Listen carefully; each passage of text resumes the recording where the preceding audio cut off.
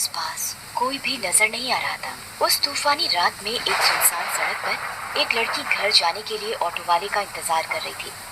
तभी एक गाड़ी उस लड़की की तरफ आकर रुकती है। इतनी रात में मैडम आप यहाँ क्या कर रहे हो? मैं ऑटो वाले का इंतजार कर रही हूँ, पर कोई भी टैक्सी या ऑटो नहीं मिल रहा। आपको इतनी रात में कुछ भी नहीं मिलेगा और बारिश भी हो रही है। आपको जाना कहाँ है? मैं आपको छोड़ देता हूँ। जी शुक्रिया, मैं चली जाऊंगी। देखिए रात काफी हो चुकी है, मैं आपको छोड़ देता हूँ। मेरा नाम अनुज है और आपका नाम क्या है? मेरा नाम नीलम है। बड़ा प्यारा नाम है। जी धन्यवाद। और एक कब्रिस्तान के पास पहुंचकर नीलम कहती है, अनुज आप गाड़ी यहाँ रोक दे, मेरा घर यहाँ पास में ही है। पर यहाँ तो कब्रिस्तान है। हाँ मेरा घर यहीं पर है। और अनुज गाड़ी रोक देता है। नीलम गाड़ी से उतरकर जाने लगती है और तभी उसकी नजर घड़ी पर पड़ती है और तभी वो नीलम को आवाज लगाता है, नीलम नीलम नीलम। पर नीलम अनुज की आंखों के आगे गायब हो जाती है। अरे ये नीलम कहाँ गायब हो गई? और अनुज अपने घर चला जाता है। घर पहुंचकर वो घड़ी की तरफ देखता है और कहता है, अरे ये कैसी घड़ी है, इतनी पुरानी, इसका डिजाइन भी अजीब सा है। और ये कहकर वो घड़ी टेबल पर रख देता है और सो जाता है। कुछ समय बाद अनुज को सोते समय कुछ अजीब सा महसूस होता है। अचानक अनुज को सोते सोते पसीना आने लगता है और अनुज को घबराहट और बेचैनी होने लगती है और उसकी आंख खुल जाती है तो वो देखता है कि पंखा अपने आप चलने लगता है, लाइट अपने आप जल जाती है और अपने आप बंद हो जाती है। तभी बाथरूम से पानी की आवाजें आने लगती हैं। अनुज कहता है, ये अचानक क्या हो रहा है?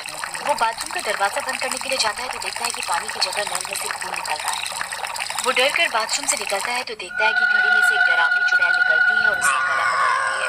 अनुज चीखता है पर उसकी आवाज नहीं निकलती।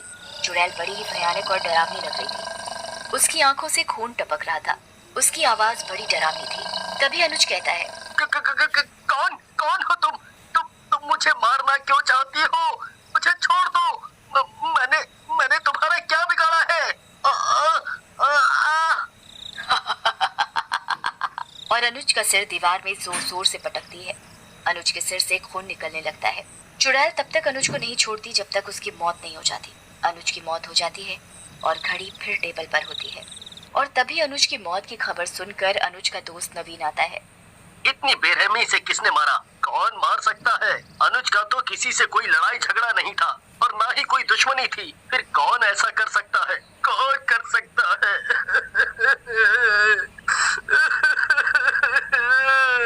मीना जी अभी आई। मीना बहुत जोरों की भूख लगी है, खाना लगा दो। जी अभी लगाती हूँ। मीना नवीन को आवाज लगाती है, खाना लग गया है, आ जाओ खाना खा लो। नवीन हाथ मुंह धोकर खाना खाने बैठ जाता है। तभी मीना कहती है, अरे ये घड़ी कहाँ से लाए? कितनी अजीब सी घड़ी है और मैंने आज तक इतनी गंदी घड़ी नहीं देखी। और ये कहकर मीना घड़ी को जोर से पटक कर टेबल पर रख देती है और किचन में बर्तन धोने चली जाती है। तभी अचानक मीना को कुछ अजीब सी आवाजें सुनाई देती हैं, जैसे कोई रो रहा हो।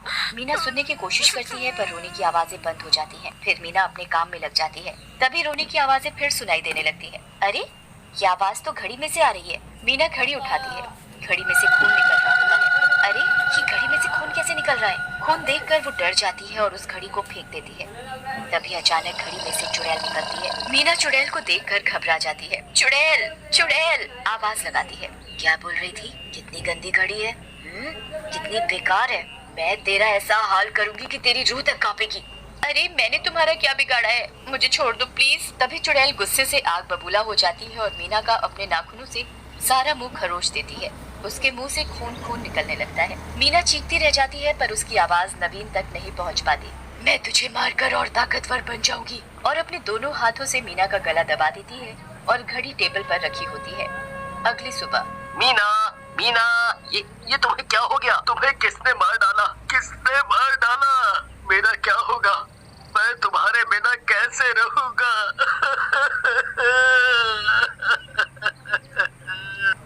नवीन जोर जोर से रोने लगता है। मीना की मौत भी एक रहस्य बनकर रह जाती है। उसकी मौत का किसी को पता नहीं चलता कि आखिर मीना की मौत हुई तो कैसे हुई। और कुछ दिनों बाद एक रात एक चोर चोरी करने के लिए नवीन के घर में घुसता है। अरे यहाँ तो काफी कीमती सामान रखा हुआ है।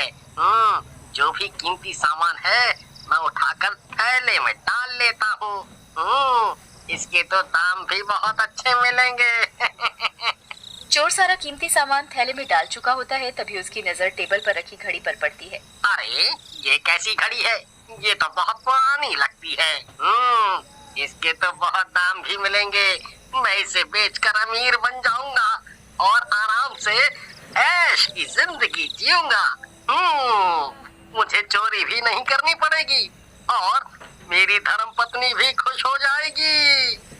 चोर नवीन के घर से सारा कीमती सामान और घड़ी चुरा कर निकल जाता है और घड़ी के साथ साथ चुड़ैल भी चोर के पीछे पीछे चलने लगती है। तभी रास्ते में उसे लगता है जैसे कोई उसका पीछा कर रहा हो। चोर पीछे मुड़कर देखता है, कोई नहीं होता। चोर जल्दी जल्दी चलने लगता है, तभी एक हाथ आकर उसकी गर्दन पर पड़ता है। अरे कौन है भाई? पीछे देखता है, कोई नहीं होता। कौन परेशान कर रहा है? लगता है मुझे आज ज्यादा चढ़ गई है। तभी चोर बीड़ी पीने के लिए माचिस जलाता है। आग को देखकर चुड़ैल गायब हो जाती है। चोर भी अपने घर पहुंच चुका होता है और अपनी पत्नी को आवाज लगाता है। अरे चमेली, सुनती हो? देखो आज बहुत ही तगड़ा माल हाथ लगा है। अरे वाह, अब तो हमें किसी चीज की परेशानी नहीं होगी और तुम्हें चोरी भी नहीं करनी पड़ेगी। चमेली कीमती सामान देखकर बड़ी खुश होती है। अरे ये कैसी घड़ी है? आय हाय, कितनी पुरानी घड़ी है। इसे क्यों उठा लाए? इसका तो दाम भी नहीं मिलेगा। अरे तुझे क्या पता, बाजार में पुराने सामान की बहुत कीमत मिलती है। अब तू ये सब छोड़ और खाना लगा दे। आज तो खाना भी स्वाद लग रहा है। लगता है खुशी के मारे कुछ ज्यादा ही खा लिया। मैं तो चला सोने, आज चैन की नींद सोऊंगा। हाँ हाँ, सो जाओ, मुझे तो अभी रसोई का काम निपटाना है। और चमेली रसोई में बर्तन धोने लगती है। तभी पीछे से चुड़ैल चमेली की चोटी पकड़कर खींचती है। अरे क्या हुआ? मेरी चोटी क्यों खींच रहे हो? पर कोई नहीं बोलता। अब क्या तुम्हारे मुंह में दही जम गई है? काम करने तो बहुत काम पड़ा है और तुम्हें मजाक सूझ रहा है। पर कोई आवाज नहीं आती। चमेली पीछे मुड़कर देखती है तो उसके होश उड़ जाते हैं। एक भयानक चुड़ैल उसके पीछे खड़ी है। एक हाथ निकलकर चमेली की गर्दन पकड़ लेती है। क्या बोल रही थी? मैं कितनी पुरानी खड़ी हूँ और बेकार भी, मुझे कोई दाम भी नहीं देगा। चमेली का गला और जोर से घोटने लगती है। तुम कौन हो? मुझे छोड़ दो, मुझे मत मारो। छोड़ दूं? नहीं, कभी नहीं, मैं तुझे मार डालूंगी। जैसे चुड़ैल चमेली का सिर दीवार में मारती है तो चमेली का हाथ लालटेन पर लग जाता है और आग निकलने लगती है। आग देखकर चुड़ैल गायब हो जाती है। अजी सुनते हो? अरे मुझे चुड़ैल से बचाओ, ये चुड़ैल मुझे मार डालेगी। अरे भगवान, क्या हुआ? क्यों चिल्ला रही हो जैसे कोई चुड़ैल देख ली हो? हाँ हाँ, चुड़ैल ही है। और चमेली अपने पति को सारा वाकया बताती है और कहती है, कल ही हम तांत्रिक बाबा के पास चलेंगे। मैं एक पहुंचे हुए बाबा को जानती हूँ, वो ही हमें इस चुड़ैल से पीछा छुड़ा सकते हैं। अगले दिन तांत्रिक बाबा के पास पहुंचकर, बाबा हमें बचाओ, इस घड़ी में चुड़ैल है, ये तो हमारी जान के पीछे हाथ धोकर पड़ी है। क्या हुआ बालिके, तुम ऐसे क्यों कह रही हो? इस पुरानी घड़ी में ऐसा क्या है? बाबा, जो भी इस घड़ी की बुराई करता है, घड़ी उसे मार डालती है।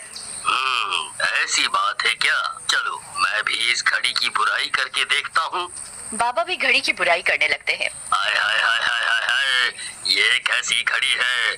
इतनी बुरी घड़ी तो मैंने आज तक अपनी जिंदगी में नहीं देखी। तभी घड़ी से चुड़ैल निकलकर बाबा के सामने आ खड़ी होती है।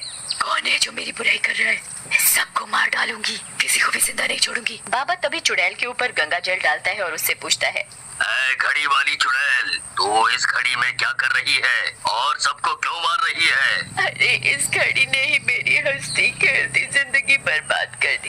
क्यों? कैसे? मैंने अपनी सहेली को ये घड़ी तोहफे में दी थी। कुछ समय बाद उसके घर में सबकी मौत हो गई और सब लोग इस घड़ी को ही उनकी मौत का कारण बता रहे थे और मुझे मुजरिम। मैंने इसी चक्कर में फांसी लगा ली और तभी से मेरी आत्मा इस घड़ी में है और जो भी इस घड़ी को उल्टा बोलता है मैं उसकी जान ले लेती हूँ। बाबा चुड़ैल की आत्मा को शांति देता है और